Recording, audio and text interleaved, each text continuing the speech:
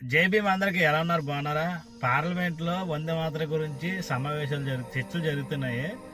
అయితే ఇంచుమించుగా వందే మాతర గురించి 10 గంటలు 9 గంటలు చర్చలు జరిపారు. ఆ చర్చలు చెప్పడానికి ఎంత ఖర్చు అవుతుంది తెలుసా?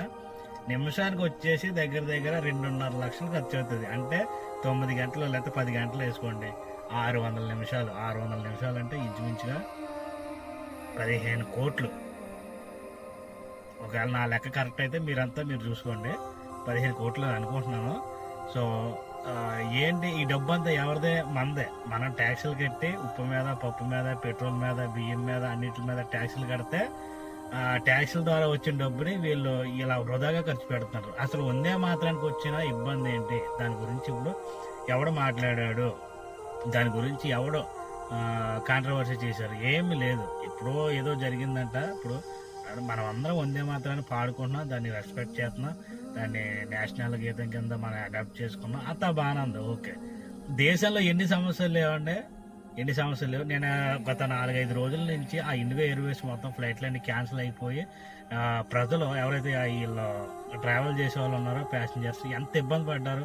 వాళ్ళ బ్యాగ్లన్నీ స్ట్రక్ అయిపోయి అందులో మెడిసిన్ ఉండి, అందులో డాక్యుమెంట్స్ ఉండి, ఉద్యోగాలకు వెళ్ళే వాళ్ళు, పెళ్ళిళ్ళు చేసుకునే వాళ్ళు, హాస్పిటల్కి వెళ్ళే వాళ్ళు ఎంతమంది ఇబ్బందులు పడ్డారో అది తెలియదు.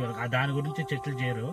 తర్వాత ఢిల్లీలో ఎయిర్ పొల్యూషన్ అనేది తీరాస్థాయికి చేరిందనమాట. అసలు మామూలుగా కాదు. గాలి పీల్చుకునే దిక్కు కూడా లేదు ఈ ఢిల్లీలో. దగ్గర దగ్గర 200, 250, 300 ప్లస్ ఇది ఎయిర్ క్వాలిటీ ఇండెక్స్ పడిపోయింది. దాని గురించి చర్చ జరగదు. దేశంలో ఉపాధి లేదు, ఉద్యోగాలు లేవు, అభివృద్ధి లేదు, ఏమి లేదు. దాని గురించి మట్టుకు చర్చలు చేయరు.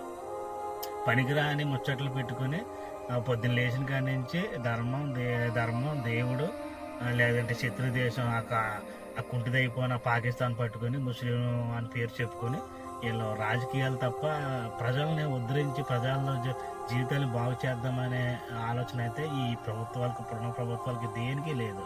సో ప్రజలు మేల్కోవాలి. ప్రజలు మేల్కొని ప్రభుత్వాన్ని ప్రశ్నించే విధంగా మీరు ఉండాలని కోరుకుంటున్నాను.